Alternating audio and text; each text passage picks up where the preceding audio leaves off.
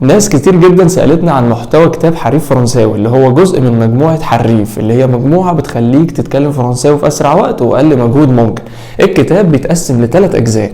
أول جزء فيه مواقف، بعد كده جمل، بعد كده محادثات حياتية بين شخصيات ظريفة دمهم خفيف اسمهم دياستي وبسنت وسعدية وكم شخصية كده كرتونية، حاجات بسيطة قوي تقدر تخليك تتكلم فرنساوي.